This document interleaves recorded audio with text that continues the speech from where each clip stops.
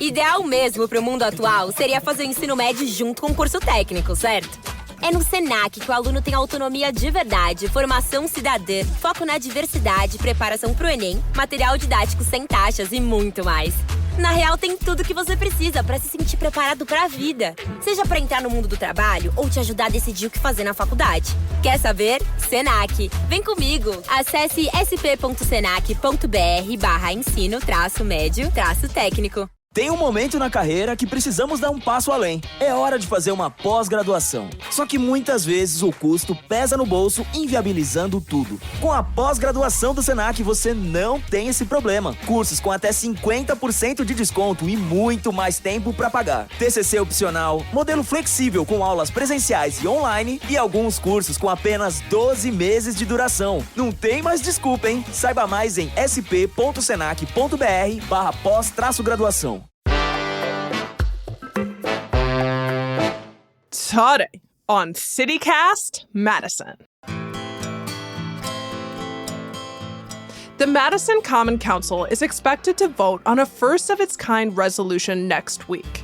The resolution, which has majority support to pass, calls to censure council member Charles Miadze for, quote, conduct unbecoming of an Alder, unquote.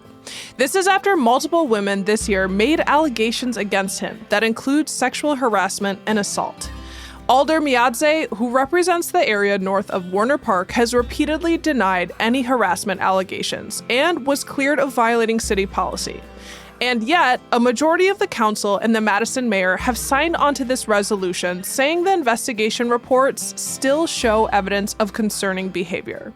One of the women who filed a formal complaint of sexual harassment against Miadze, sitting alder Juliana Bennett, came forward publicly last month. She joined us last week to share her experience and explain why she's calling for reform. By the way, you've likely gathered that this is a heavy conversation that covers intense topics like harassment and domestic abuse, so please take care while listening. And if you're near young ears, you may want to turn this episode on at a later time. It's Wednesday, December 4th. I'm Bianca Martin, and here's what Madison's talking about.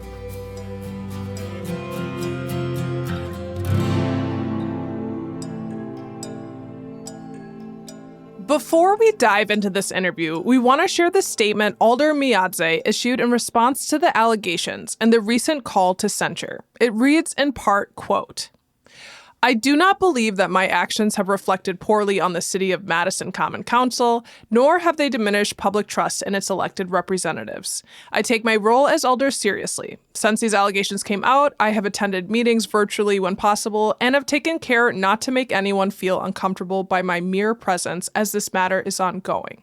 I will acknowledge that I am not a perfect man and offer my sincere and public apology for any unease or discomfort that I may have unintentionally caused to any of the women who have reported that I acted inappropriately towards them. That was never my intent. I am resolute moving forward in my determination to avoid any interactions with my colleagues and others which could be construed as sexual or inappropriate in nature. Miadze's full statement is published on the city website, and we have linked to that in our show notes. On to our conversation with Alder Juliana Bennett. Hi, Alder Bennett. Hi, Bianca. How are you? You know, pretty good, generally. Talking about a pretty tough subject today. We really appreciate you coming on. Of course. Happy to be here. Thank you for having me. Of course. So your statement came out on the 14th. Mm-hmm. We're recording this conversation on the 26th. How have the last couple of weeks been like for you? Ooh, the phrase I keep going back to is I think it's hitting the public harder than it's hitting me. Because I've had months and months to go through the investigation process and really have to face things that I didn't really want to face. So that was really challenging and anxiety producing. But it honestly felt like a weight off my shoulders to have it out. And I've been feeling very grateful for the overwhelming support from people and, you know, slightly annoyed anytime I see any comments from the other parties. But aside from that, I've been doing okay. Well, we appreciate you coming on. We're here to talk about the ongoing controversy around your fellow council member, Alder Charles Miadze. We want to set up some brief context that you are not the first person to allege harassment or abuse. For those who might not be following this as closely, multiple women have come forward with allegations, including harassment, sexual harassment, and assault against Miadze since March of this year. 3 women whom Miadze was romantically involved with have made allegations against him. We should first state a statement provided to Madison 365 by Miadze's attorney says Miadze, quote, unequivocally asserts that these allegations are unfounded and that he has never engaged in domestic abuse towards any women. And I want to say again, if you have young ears around you, you may want to turn this episode on later. So, to be specific on those claims, according to reporting from Madison 365, who have been staying on the story from the start, Miadze's ex-wife, Jamie Johnson, alleged he choked her and pulled her to the ground while she was holding their baby in 2002. In a March 15th Facebook post, Miadze's ex-girlfriend, Michelle McCoy, claimed she experienced domestic abuse from him throughout their 7.5-year relationship, which ended 12 years ago. And recently, Gloria Reyes, a former deputy mayor and president of the Madison School Board, came forward in a November 15th Madison 365 article claiming Miadze physically assaulted her throughout a 3-year on and off relationship. To substantiate, she shared photos of bruises on her face and throat, as well as screenshots of her confronting Miadze with these photos over email during the relationship, which the folks at Madison 365 did review. On top of that, 3 women, including you, filed complaints with the city regarding incidents of alleged harassment and sexual harassment in 2022 and 2023. The city has concluded its investigations. The original report found Miadze created a hostile work environment, but a supplemental report ultimately found that he did not create a hostile work environment and did not violate any city ordinances or state or federal laws. Can you talk about what you released in your public statement following the city's investigations? Sure. In my public statement, I think it was really important to me to be the one that shared my own story instead of having others share it for me. And I know how the rumor mill works in Madison. There's going to be speculation. And so I didn't want that to be the way it turned out. Also, it was really important to me to just elevate this issue. Like, I am not going to sit here and report that what happened to me is anywhere near as harmful as or as dangerous as what he did to his romantic partners. But it was important to me to make a record of the specific stuff that I experienced, which is why I filed a report in the first place and then put my name to one of the complainants afterwards. In my public statement, I just recount what happened, what the investigation found, and I really hope that we're able to recognize how this fits within a larger context of women routinely coming out and the system not protecting survivors. And so hopefully we can have a broader conversation about what it means to believe survivors and what it means to actually protect them. Would you mind sharing some of the specifics that you detailed in that statement about what went down? Well, it just reflects what happened to me. So at the National League of Cities conference in March of 2022, at the time I was 22 years old, Alder Miadze made several inappropriate comments that were of a sexual nature to me. The comments began when I first was like in the hallway of the we were in the hallway and I didn't realize, I don't know if I knew he was coming or not. But anyways, we caught each other in the hallway. And he was like, "Oh, Bennett, you look good." And you know, like when a man like looks you up and down and wants something more than you look good. That's what it was. And the inappropriate comments just continued throughout the conference. He continued to insinuate that me and a male friend of mine and predecessor or in former Alder on the Madison Common Council were having sex, like, oh, you're going to go back to blank's pace and, do this and that.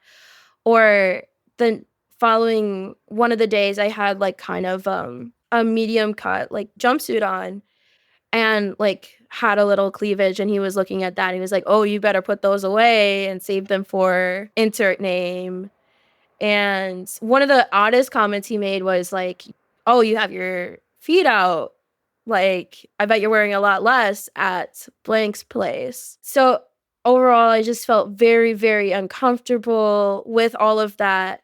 I even confided in some of my friends, like, this guy is really creeping me out. I don't know what to do. I don't know how to be around this person. And so when we get back from DC, that's when he, I guess, caught wind of it. We had a meeting in my district, and it was just outside of Spring Street. And he had me, or I got in his car, and he locked the doors on me and was like yelling in my face, yelling, I heard you were talking about me in this way, and I would never do that. Don't you ever say anything like that again. I've dealt with this before, and I'm not going to deal with it again with you. If you ever do this again, we're done. I'm done with you. I'm done. And he kept repeating that, like, I'm done. I'm 22 years old in this man's car, very scared, and the doors are locked.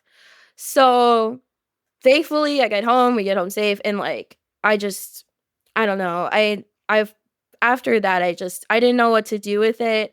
Honestly, I didn't even at the time, or even until I would say really filed the report and did the investigation, did I actually have to realize like, oh, that was really fucked up. We want to ask, you submitted your complaint earlier this year, and until just recently, you had been anonymous. Why go public now?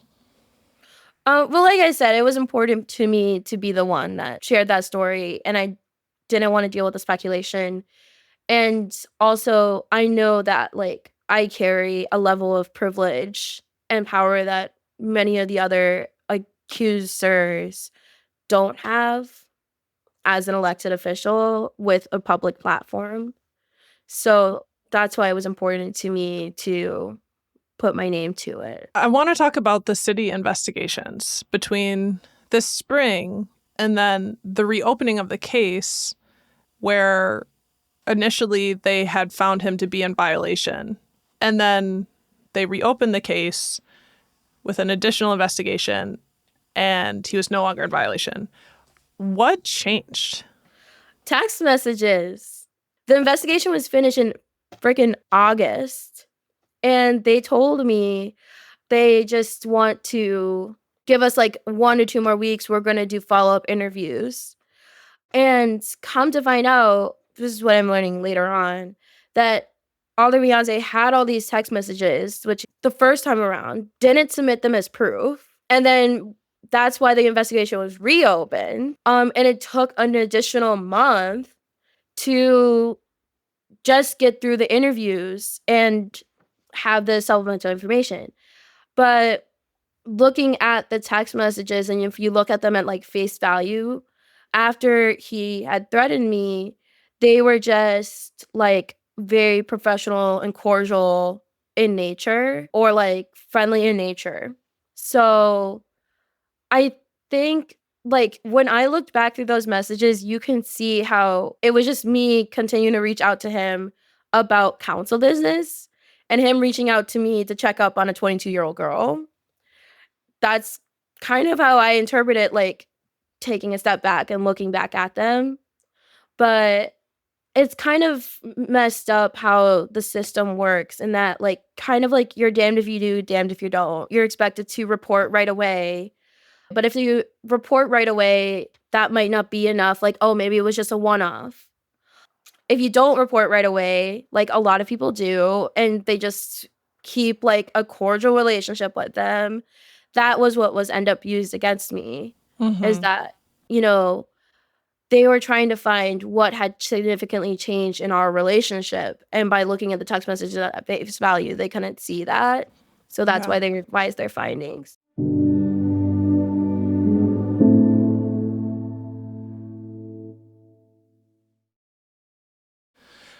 want to talk to you about the text messages. And I just want, for folks listening to have the context from the original city investigation report.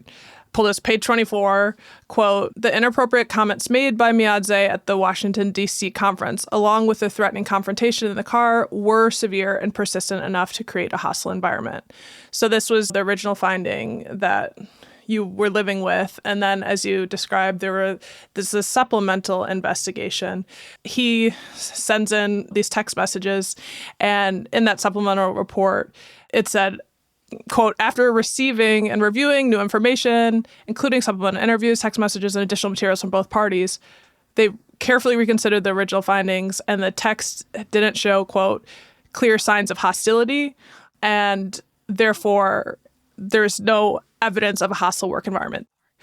If you don't mind, I wanted to, in that supplemental report, talk about one of the texts that they highlighted as evidence of "you must be fine." They specifically reference a text where you asked for a car ride to a conference a year after this threatening incident in the car that you alleged. And you said, quote, "I think it'd be great if we could go together and talk about some of the policy stuff I've been working on." Can you share more context about that? Because that ended up being one of the things that they highlighted as evidence of a lack of hostility in your relationship. Yeah. Well, it was really annoying. Okay. So back end, I sent every single text message that we had from April 9th, 2021 out to now. I also sent text messages that I had between my friends timestamped to the National League of Cities conference in 2022 about this guy is making me feel very uncomfortable and this is what he's doing. I also sent a detailed document about every single interaction we had and how I felt about it and all that. And it's frustrating that they literally took the text messages, ignored the other evidence that I provided, because within the context of that specific text message, I, in the interview, had shared that the reason why I had reached out is I had reached out to every single alder that was going to the League of Wisconsin Municipalities conference in Green Bay and asked, "Hey, are you going? We could ride together, to organize a carpool." That's important context. One of the things that they had pointed out was that I had sent a Merry Christmas text. I sent a Merry Christmas text to almost every single alder. So if I had singled out Alder Miadze, that would reflect poorly on me.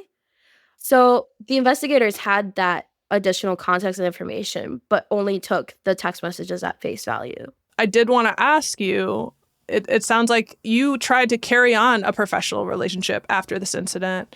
And in the supplemental report, you offered more details on how, outside of fearing possible physical harm that you've shared you feared, was that your work was, in those 2 years, strained by the events, that your progress was being, quote, held hostage at work, that you no longer could collaborate with Miadze, so your work was stalled. Did you and do you now have concerns about working with him as a colleague? Because obviously the council is a deeply collaborative body. Yeah, we don't work together, point blank, period. Back at the League of Wisconsin Municipalities conference, so this is October 2023, so a year and a half out from the initial threat.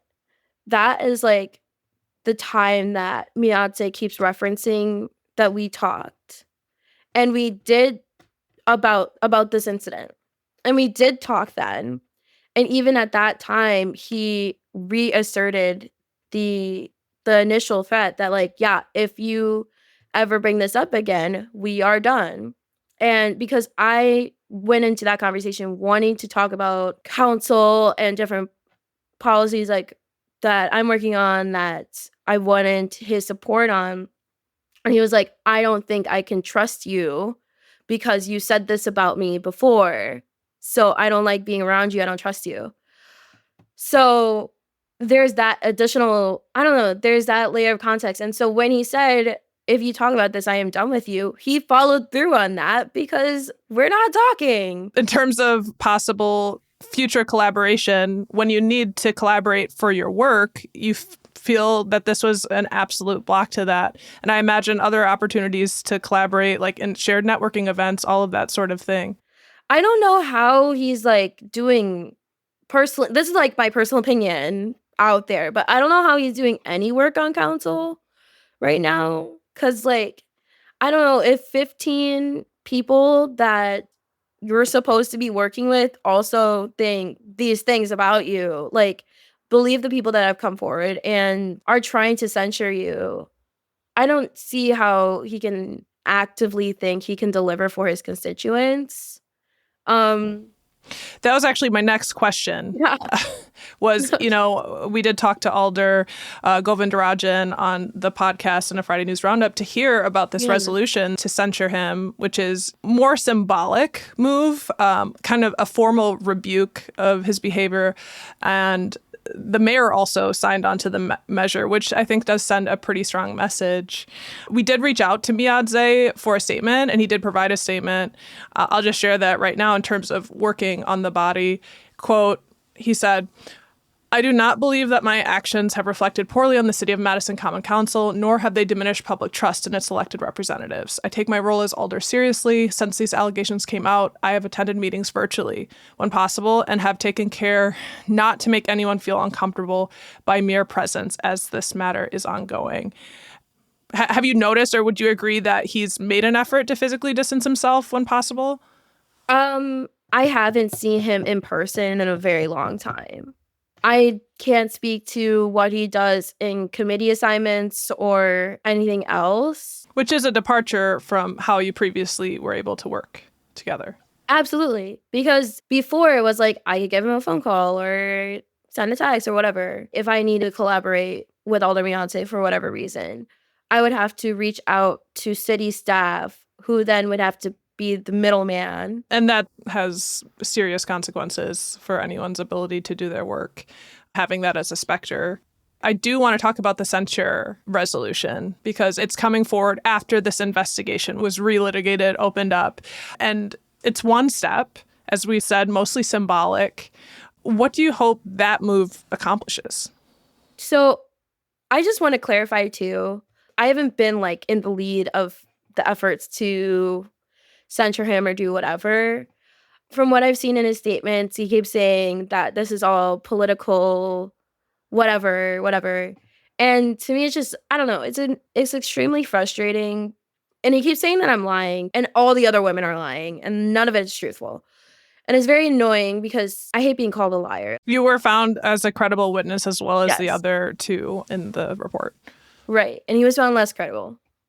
So that's really frustrating. And then the assertion that this is all just because of politics. Like, who goes to like such great lengths to do something like that? Like, it's ridiculous to me. It sounds eerily familiar to what we hear our president say or Matt Gaetz or something like that. It's just, oh, these women are coming out because I'm in this position of power. No, literally, they're coming out because you did these things while in positions of power.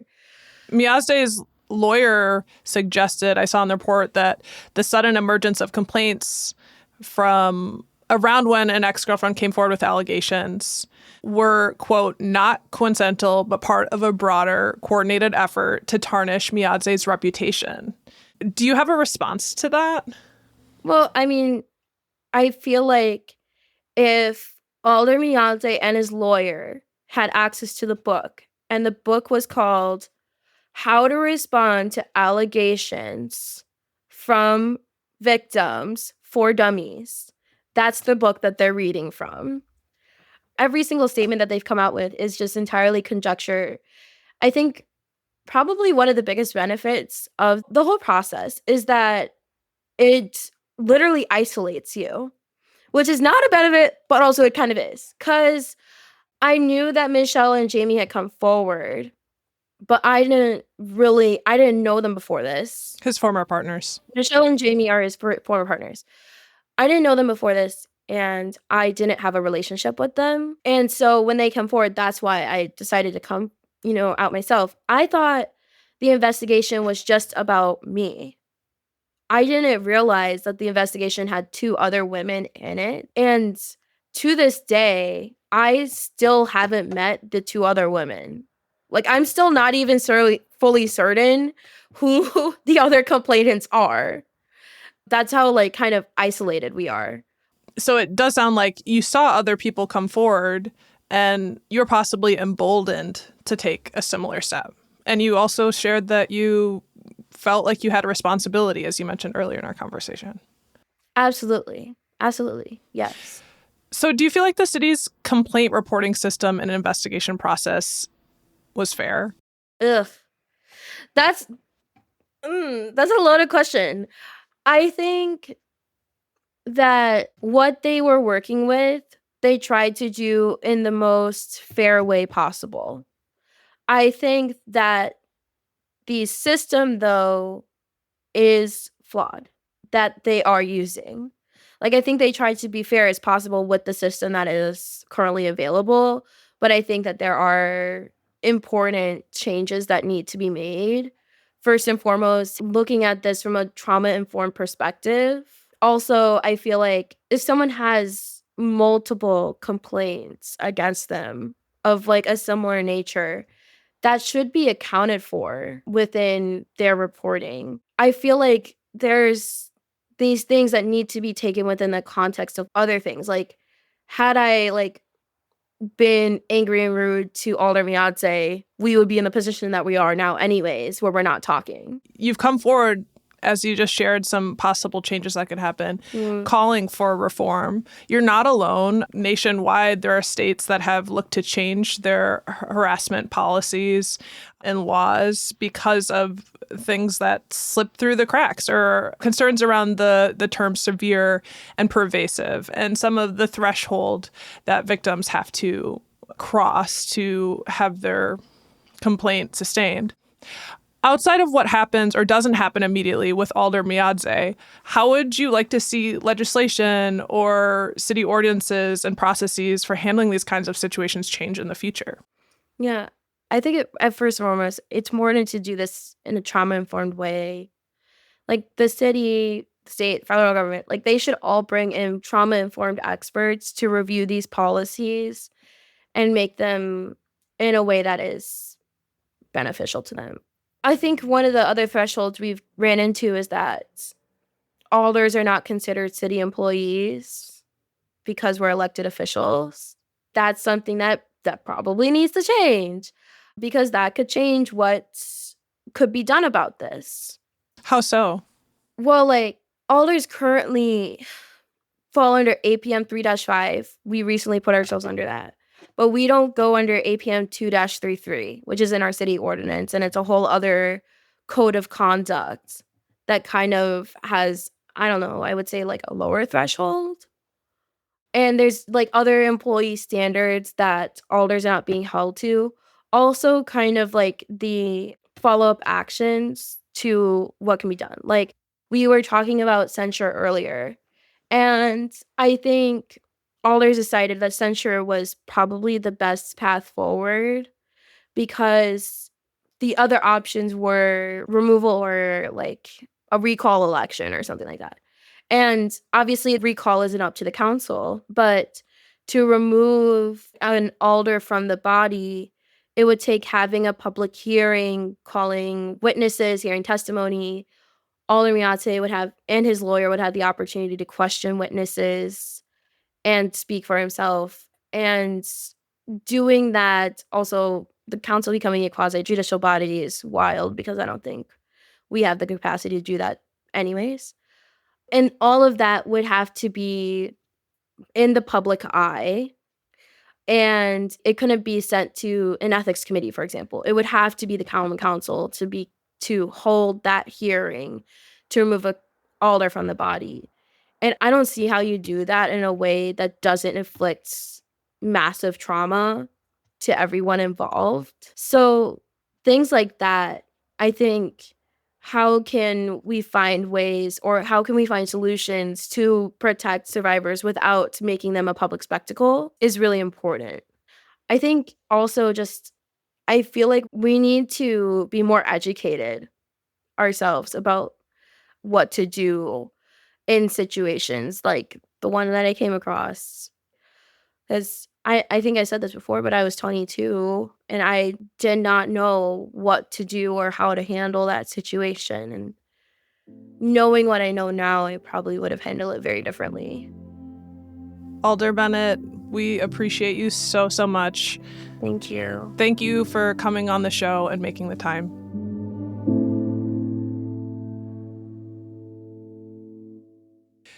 That was Alder Juliana Bennett, who represents Madison's District 2, which covers a portion of downtown and the James Madison Park area. If you want to read Alder Bennett's official statement to her experience that she posted online last month, you can also head to our show notes for a link. If you're following this story, the resolution to censure Alder Miadze before the Madison Common Council is scheduled to be brought forward at the next council meeting on December 10th. That's to address the censure resolution and hear public comments on the issue. So if you'd like to weigh in on this matter, that's one path you can do so. Also, we want to recognize that this story discusses intense and personal topics. Please know if you're struggling or facing these kinds of hardships at home or at work, you're not alone, truly. And there is help and support available. The local Domestic Abuse Intervention Services crisis line can be reached day or night at 608-251-4445.